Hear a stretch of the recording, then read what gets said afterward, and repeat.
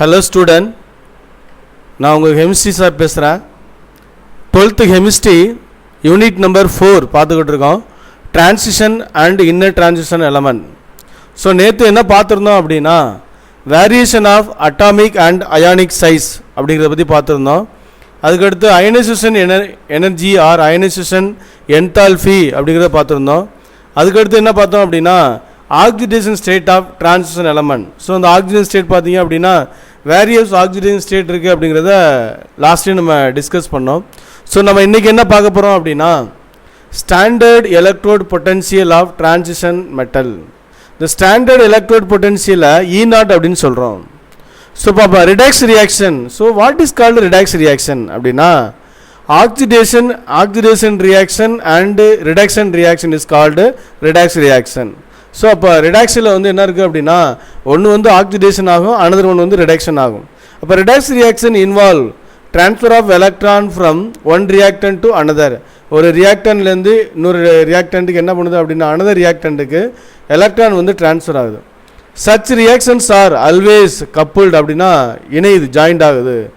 Which means that when one substance is oxidise another must be reduced. நான் ஏற்கனவே சொன்னேன், ஒன்று ஆக்சிடைஸ் ஆனிச்சு அப்படின்னா இன்னொன்று என்ன ஆயிரும் அப்படின்னா கண்டிப்பாக ரெடியூஸ் ஆகும். அப்படி ஆனால் மட்டும்தான் நம்ம அந்த ரியாக்ஷனை ரெடாக்ஸ் ரியாக்ஷன் அப்படின்னு சொல்லுவோம்.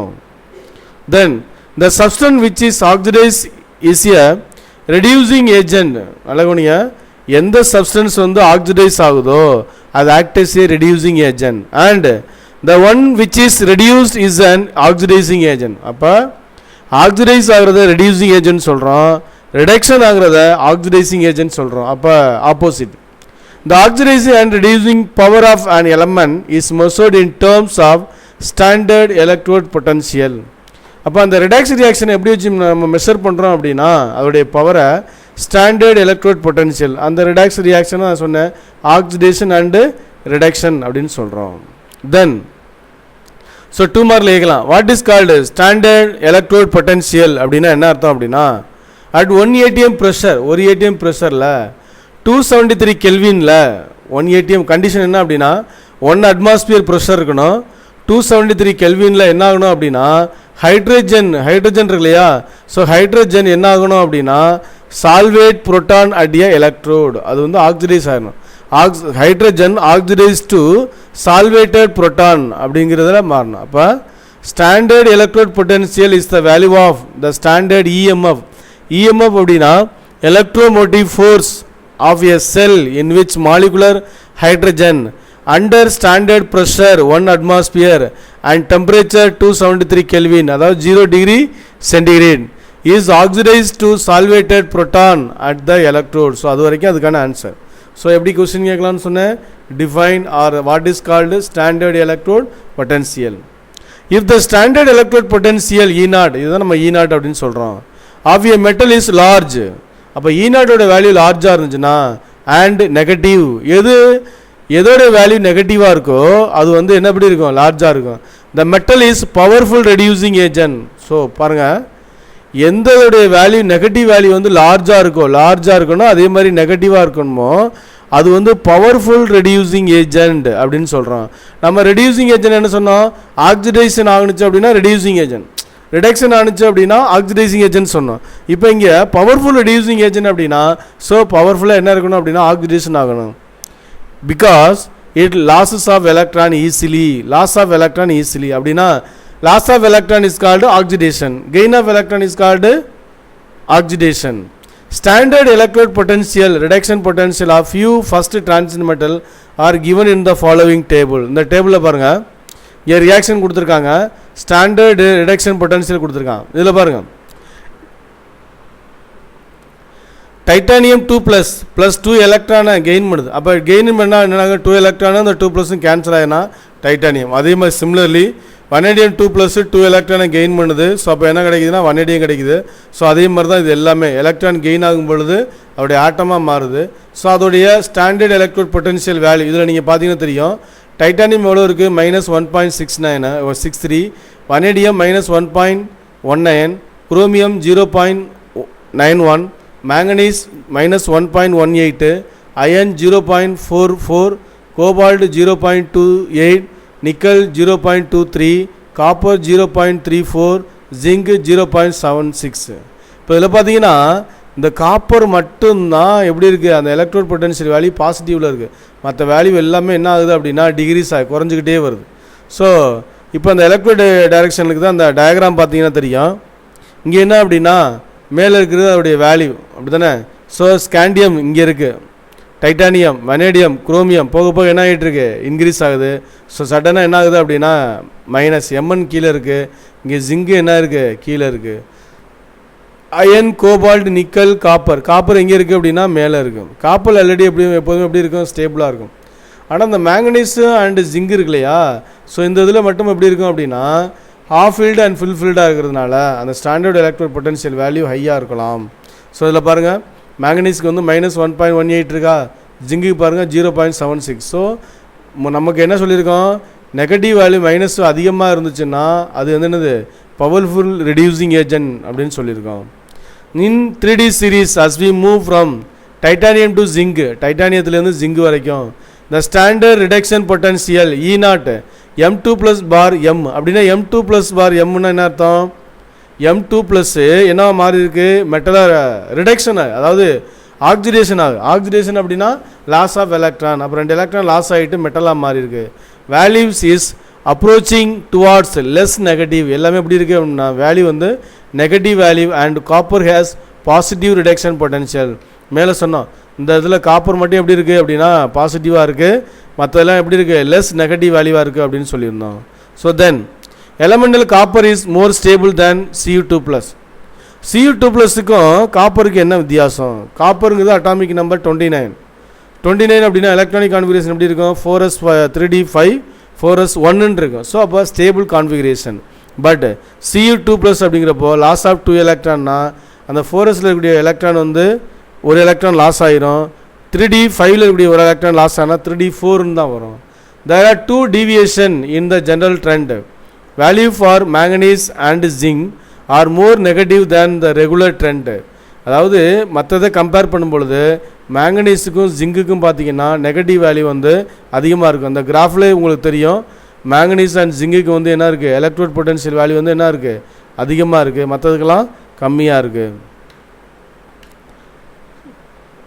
It is due to extra stability which arise due to the half filled, நான் சொன்னேன் இல்லையா மேங்கனீஸ் வந்து எப்படி இருக்கும் D5 half filled configuration in Mn2+ and completely filled D10 configuration in Zn2+. அப்போ Mn2+ இருக்கும்பொழுது D5 கான்ஃபிகரேஷனை, Zn2+ இருக்கும்போது D10 கான்ஃபிகரேஷன். இது ஆல்ரெடி லாஸ்ட் கிளாஸில் நம்ம பார்த்துருந்தோம். ஸ்டெபிலிட்டி அப்படின்னு பார்த்தோம். ஸ்டேபிள் அப்படின்னா ஹாஃப் ஃபீல்டு ஃபுல் ஃபீல்டாக இருந்தால் அது எப்படி இருக்கும், ஸ்டேபிளாக இருக்கும். Transition metals in their high oxidation state tends to be oxidizing.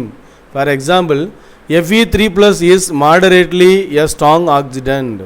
So moderately எப்படி இருக்குது அப்படின்னா strong oxidant and it is oxidized copper to Cu2+ ion. அப்போ Fe3+ என்ன ஆகுது அப்படின்னா copper 2+ ஆக்சிடைஸ் ஆகுது. The feasibility of the reaction is predicted from the following standard electrode potential value. இப்போ Fe3+ accuse solution plus எலக்ட்ரானை gain பண்ணுது. ஒரு electron இங்கே 3 எலக்ட்ரானில் இருக்கக்கூடிய ஒரு எலக்ட்ரானும் போயிடுச்சு அப்படின்னா அப்போ Fe2+. அதோடைய E0 வேல்யூ அப்படின்னா ஸ்டாண்டர்ட் எலக்ட்ரோட் பொட்டன்ஷியல் வேல்யூ என்ன அப்படின்னா 0.77 வோல்டேஜ் அதோடைய வேல்யூ. இதே காப்பர் இருக்கு இல்லையா, காப்பர் 2+ 2 எலக்ட்ரானை கெயின் பண்ணுச்சுன்னா 2+2+ என்ன ஆயிரும் லாஸ் ஆயிரும். அப்போ காப்பர் மெட்டல் கிடைக்கும். அதோட இஎம்எஃப் வேல்யூ எவ்வளவு, standard electrode potential value plus 0.34 volt அப்படின்னு சொல்கிறோம். இப்போ இந்த இடத்துல gain of oxygen, gain of electron oxidise reduction, gain of என்னன்னு சொல்கிறோம் ரிடக்ஷன் அப்படின்னு சொல்லியிருக்கோம். தென் சம் எக்ஸாம்பிள் கொடுத்துருக்காங்க. அந்த standard electrode potential for the M3+ bar M2+. M3+ என்னவா இருக்குது அப்படின்னா M2+ ஆயிருக்குன்னா இங்கே ஒரு எலக்ட்ரானை கெயின் பண்ணியிருக்கு. அப்போ M3+ ஒரு எலக்ட்ரானை கெயின் பண்ணிச்சுன்னா 3+ என்ன ஆயிரும் 2+ மாறிடும். அப்போ loss of electron is called oxidation. half cell give the relative stability between M3+ and M2+. The reduction potential values are tabulated as below. So இப்போ இங்கே என்ன கொடுத்துருக்காங்க அப்படின்னா reduction potential standard potential value நமக்கு கொடுத்துருக்காங்க, ரிடக்ஷன் பொட்டன்ஷியல் வேல்யூ கொடுத்துருக்காங்க. Titanium 2 plus எவ்வளோ அப்படின்னா -0.37, வனேடியம் 2 ப்ளஸுக்கு வந்து -0.26, குரோமியம் 2 ப்ளஸுக்கு வேல்யூ 0.41, மேங்கனீஸ் 2 ப்ளஸுக்கு +1.15 சாரி 1.51, Fe 2 ப்ளஸ் பார்த்தீங்கன்னா 0.77, கோபால்ட்டு பார்த்தீங்கன்னா 2 ப்ளஸுக்கு 1.81 அப்படிங்கிற வேல்யூ பார்த்துருக்கோம். இப்போ அதுதான் இந்த டயக்ராமில் கொடுத்துருக்கோம். ஸோ அப்போ அந்த இடத்துல டைட்டானியம், வெனடியம், குரோமியம் மூணும் பாருங்கள் லோவாக இருக்கும், மேங்கனீஸ், அயன், கோபால்ட் கொஞ்சம் ஹையாக இருக்கும். The negative value for titanium, vanadium and chromium indicate that the higher oxidation state. The titanium அது கீழே இருக்கிறது higher oxidation, மேலே இருக்கிறது lower. அப்போ டைட்டானியம், வனேடியம், குரோமியம் மூணு எப்படி இருக்குது அப்படின்னா higher oxidation state is preferred if we want to reduce to such as stable Cr3 plus ion strong reducing agent. இந்த இடத்துல குரோமியம் 3 plus ion எப்படி இருக்குது அப்படின்னா strong reducing agent which has high negative value for the reduction potential like metallic zinc. Zinc value எவ்வளவு E0 equal to 0-0.76 volt is required. Then the high reduction potential of M3 plus bar M2 plus indicate Mn2 plus is more stable than Mn3 plus. இந்த இதில் Mn2 plus M3 plus compare பண்ணோம் அப்படின்னா எம்முங்க metal கொடுத்துருக்கோம், M3 ப்ளஸ்லேருந்து M2 plus ஆகுது அப்படின்னா எலக்ட்ரானை gain பண்ணுது, gain of electron reduction அப்படின்னு சொல்கிறோம்.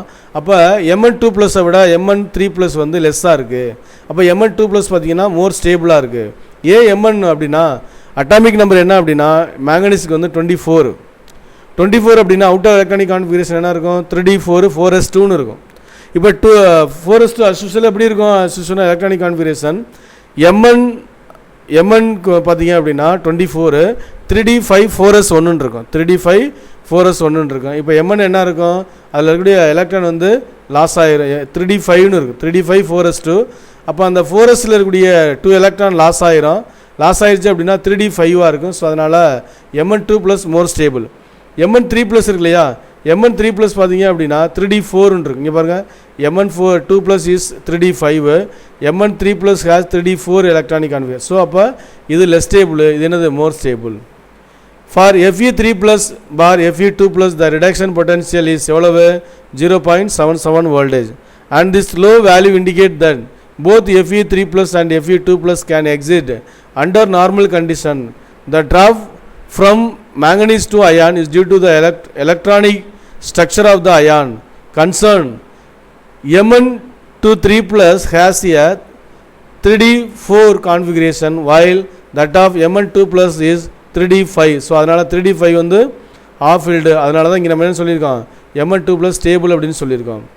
The extra stability associated with the half-filled D subcell makes the reduction of Mn3 plus very feasible. E0 ஓட வேல்யூ எவ்வளோ இருக்குது +1.51 வோல்டேஜ். நமக்கு நெகட்டிவ் வேல்யூ இருந்தால் தான் அது வந்து மோர் ஸ்டேபிள். அப்போ நெகட்டிவ் வேல்யூ எது இருக்குது அப்படின்னு பார்க்குறோம். அடுத்து தென் நெக்ஸ்ட் ஒன் என்ன அப்படின்னா மேக்னெட்டிக் ப்ராப்பர்ட்டி. இந்த மேக்னெட்டிக் ப்ராப்பர்ட்டிஸ் பார்த்தீங்க அப்படின்னா most of the compounds of transition elements are paramagnetic. இது அப்படியே எப்படி ஒரு ஒன்வேர்டில் உங்களுக்கு ஒரு கிரியேட்டிவ் கொஸ்டினை எப்படி கேட்கலாம் அப்படின்னா most of the transition metals are paramagnetic why அப்படின்னு கேட்கலாம். ஏன் டிரான்சிஷன் எலமெண்ட்ஸ் வந்து மோஸ்ட் ஆஃப் காம்பவுண்ட் வந்து பேராமேக்னெட்டிக்காக இருக்குது அப்படின்னா ஸோ 3 டைப்ஸ் ஆஃப் மேக்னெட்டிக் இருக்குது. ஒன்று பேராமேக்னெட்டிக்கு, டயாமேக்னெட்டிக்கு, ஃபெர்ரோமேக்னெட்டிக் அண்ட் ஆன்டிஃபெர்ரோ. ஃபெர்ரோ அண்ட் ஆன்டிஃபெர்ரோ இருக்குது. இப்போ இந்த பேராமேக்னெட்டிக் அப்படின்னா ப்ரெசன்ஸ் ஆஃப் அன்பேர்டு எலக்ட்ரான், அதான் ரொம்ப முக்கியம். இப்போ நமக்கு பார்க்குறோம் அட்டாமிக் நம்பர் 21 to 30 பார்த்தீங்கன்னா scandium to zinc, scandium atomic number 21, ஸ்காண்டியம்லேருந்து 30 வரைக்கும் பார்த்தீங்கன்னா ஜிங்கு வந்து எலக்ட்ரானிக் கான்ஃபிகரேஷன் 3d10 இருக்கும். ஸோ அது வந்து கலர்லெஸ். அதர்வைஸ் மற்ற எல்லாமே என்ன இருக்கும் அப்படின்னா ப்ரெசன்ஸ் ஆஃப் அன்பேர்டு எலக்ட்ரான். அப்போ அன்பேர்டு எலக்ட்ரான் இருந்துச்சு அப்படின்னா அது என்ன magnetic, paramagnetic. So magnetic properties are related to the electronic configuration of atom. The electron is spinning around its own axis in addition to its orbital motion around the nucleus. Due to this motion a tiny magnetic field is generated and it's measured in term magnetic movement. நம்ம magnetic movement வச்சு நம்ம என்ன பண்ண முடியும் சொல்ல முடியும். On the basis magnetic properties material can be broadly classified. அது 2 types ஆ classify பண்றோம். ஒன்று paramagnetic materials, another one diamagnetic materials. Beside this there are ferromagnetic and antiferromagnetic materials. அப்போ para, dia, ferro and antiferro. Materials which no elementary magnetic dipole are diamagnetic. அப்போ மெட்டீரியல்ஸில் பார்த்தீங்க அப்படின்னா no elementary அப்படின்னா electron பேரா இருந்ததுன்னா அது diamagnetic. In other words a species which all electrons are paired exhibit diamagnetism. அப்போ எல்லா எலக்ட்ரானும் பேரா இருந்துச்சு அப்படின்னா ஸோ டி ஆர்பிட்டாலில் அது என்னன்னு சொல்கிறோம், diamagnetic அப்படின்னு சொல்கிறோம். Then the kind of materials are repelled by the magnetic field because the presence of external magnetic field. The magnetic induction is introduced to the metal which generate weak magnetic field that opposite the applied field. இப்போ அந்த magnetic field என்ன ஆகுது அப்படின்னா ripple ஆகுது magnetic field because the presence of external magnetic field. External magnetic ஃபீல்டுக்கு normal magnetic ஃபீல்டுக்கு இடையில இருக்கக்கூடிய அந்த மேக்னெட்டிக் இண்டக்ஷன் என்ன ஆகுது அப்படின்னா ரிப்பல் ஆகுறதுனால இது ஒன்று எப்படி இருக்குன்னா ஆப்போசிட் த அப்ளைடு ஃபீல்டு. அடுத்து paramagnetic solid have unpaired electron. இப்போ பேர்டு எலக்ட்ரான்னா டயமேக்னெட்டிக் சொன்னோம், அன்பேர்டு எலக்ட்ரான் என்னது paramagnetic possesses magnetic dipoles which are isolated from one another. In the absence of external magnetic field, the dipoles are arranged at random and hence the solid so no net magnetism அப்படினு சொல்றோம். Then but in the presence of magnetic field, the dipoles are a ligand parallel to the direction of the applied field and therefore they are attached by an external magnetic field. அடுத்து ferromagnetic materials. So இதுக்கு முன்னாடி நம்ம பார்த்ததில் ரெண்டு மட்டும் கான்செப்டாக வச்சுங்க. டயா magnetic அப்படின்னா அது எப்படி இருக்கும், டயா வந்து பார்த்தீங்கன்னா ஆல் எலக்ட்ரான்ஸ் ஆர் பேராமேக்னெட்டிக் அப்படின்னா எலக்ட்ரான் வந்து எப்படி இருக்கும் அப்படின்னா அன்பேராக இருக்கும். அப்படின்னா எலக்ட்ரான் வந்து தனிச்சிருந்துச்சு அப்படின்னா அன்பேர் அப்படின்னு சொல்கிறோம். Ferromagnetic material have domain structure and in each domain the magnetic dipoles are arrange but the spin dipoles of the adjacent domains are randomly oriented. Some transition elements are ions which unpaired d electrons, so ferromagnetism அப்படின்னு சொல்கிறோம். இப்போ இந்த ஃபெர்ரோமேக்னெட்டிசத்தை நம்ம என்னன்னு எதில் வச்சு கண்டுபிடிக்கலாம் அப்படின்னா மேக்னெட்டிக் மூவ்மெண்ட் அதோடைய வேல்யூ வச்சு நம்ம கண்டுபிடிக்கலாம். 3D transition metal ions in paramagnetic solids often have a magnetic dipole movement corresponding to the electron spin contribution only. The orbital movement L is said to be quenched. So the magnetic moment of the ion is given by magnetic moment க்கு mu s ன்னு சொல்லுவோம். அந்த இடத்துல mu s is equal to g into square root of s into s plus 1 mu b. mu b அப்படின்னா அந்த இடத்துல mb ன்னு இருக்கணும். mu b ல mb அப்படின்னா bm அப்படின்னு சொல்கிறோம். bm அப்படின்னா போர் மேக்னட்ரான், அதான் bm வந்து போர் மேக்னட்ரான் சொல்கிறோம். வேர் இங்கே ஜி சீக்வல் என்ன கொடுக்குறோம், 2ன்னு கொடுக்குறோம். எஸ்ங்கிறது என்னது, S is the total spin quantum number of the unpaired electron. அப்போ n is equal to number of unpaired electron அப்படின்னு சொல்கிறோம். இப்போ here for an ion with n unpaired electron S is equal to n by 2ன்னு எடுத்துக்கிட்டோம் அப்படின்னா therefore the spin only magnetic movement is given by mu is equal to 2. இது G. அடுத்து எஸ்ஸுக்கு என்ன n by 2 into s n by 2 plus 1. இப்போ LCM எடுத்தோம் அப்படின்னா என்ன கிடைக்குது, 2 n into n plus 2 divided by 4. இந்த 4 நான் என்ன பண்ணுறேன், இந்த ஸ்கொயர் ரூட்லேருந்து வெளில எடுக்கிறேன். வெளில எடுத்தோன்னா என்ன கிடைக்கும், 2 டிவைடட் பை 2ன்னு கிடைக்குமா. அப்போ அடித்தா என்ன கிடைக்கும், கேன்சல் ஆகிரும். அப்போ என்ன ஃபார்முலா கிடைக்குது, mu s is equal to square root of n into n plus 2 MB BM அப்படின்னா Bohr magnetic. The magnetic movement calculated using the above equation is compared with the experimental values is the following table. In most of the cases the agreement is good. இப்போ என்ன அப்படின்னா இது நம்ம calculated value இப்போ நம்ம கண்டுபிடிக்கிறோம். இது வந்து நம்ம என்ன பண்ணியிருக்காங்க அப்படின்னா எக்ஸ்பெரிமெண்டல் வேல்யூ எக்ஸ்பெரிமெண்டல் வேல்யூ இருக்குது. ஸோ ரெண்டையும் கம்பேர் பண்ணும்பொழுது எப்படி இருக்குது அப்படின்னா அக்ரிமெண்ட் வந்து வெரி குட்டாக இருக்குது. ஸோ இங்கே பாருங்கள், அயன் கான்ஃபிகரேஷன் என்ன மியோட வேல்யூ, இங்கே வந்து மியூ அப்சர்வ்டு என்ன மேக்னெட்டிக் அப்படிங்கிறது. இப்போ ஸ்காண்டியம் 3+, டைட்டானியம் 4+, வனேடியம் 5+, எல்லாமே என்ன கான்ஃபிகரேஷனா D0 அப்படின்னா இது என்னது கலர்லெஸ் அப்படின்னு சொல்கிறோம். இப்போ இந்த இதில் பார்த்தீங்கன்னா இந்த D5 இருக்கு இல்லையா, D1, D2, D3, D4, D5, D6, D7, D8, D9 இது எல்லாமே கலர்டு. அதனால தான் most of the transition elements are coloured அப்படின்னு சொல்கிறோம். அப்போ டைட்டானியம் பார்த்தீங்க அப்படின்னா டைட்டானியத்தில் என்ன இருக்குது, இந்த டைட்டானியம் பாருங்கள் ஸ்காண்டியம் 3+, டைட்டானியம் 4+, வனேடியம் 5+, டி 0. அப்போ n is equal to 0 அப்படின்னா mu s equal to 0.